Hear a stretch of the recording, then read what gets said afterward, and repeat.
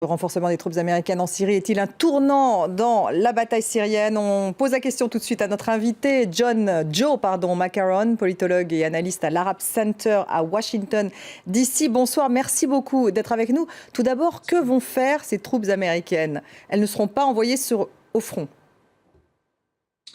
Non, pas sur les fronts, mais je crois que en général, les photos des convois américains qui patrouillent les rues de Manbij, c'est surréel un peu.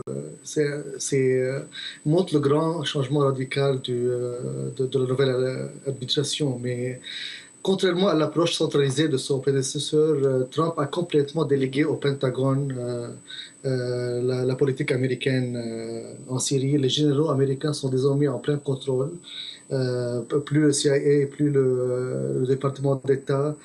Cette nouvelle approche est focalisée sur la défaite de Daesh et sans aucune substance de transition politique, de négociation de paix, de vision pour la future de Syrie. Et ça prépare un peu peut-être une guerre qui va venir, entre tous les joueurs principaux de la Syrie. Vous dites finalement que la stratégie de Donald Trump, ou en tout cas des militaires américains du Pentagone, c'est de pilonner en fait, c'est ça ce que vous dites?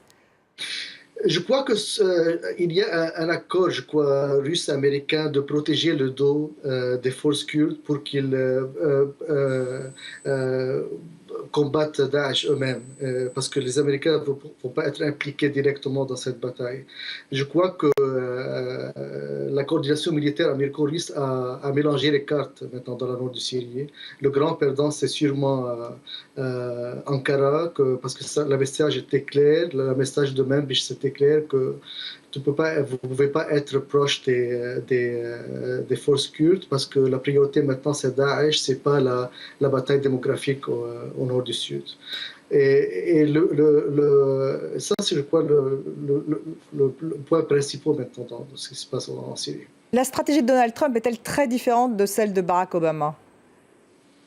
En Syrie, oui, il est plus prêt à faire d'interventions moins conventionnelles. Barack Obama était plutôt seulement avec les drones armés. Il ne voulait pas être impliqué. Pour Obama, il était toujours hésitant entre on doit faire une bataille contre Daesh ou bien c'est la priorité que c'est Bachar al-Assad, la politique de la transition politique. Il était vraiment perdu aussi entre la Turquie et les forces kurdes. Avec Trump, il n'y a plus d'hésitation, plus de calculation politique. C'est Daesh, Daesh, Daesh. On fait des coordinations militaires avec les Russes, avec les Turcs, même indirectement avec le régime syrien. Mais la priorité, c'est tout le monde doit être concentré sur la bataille de Daesh et ce n'est pas le temps de faire des batailles d'identité ou de batailles de démographie. Ça, c'est le plus grand changement. Et en plus, je crois que le Pentagone est en contrôle. Je crois que c'est sans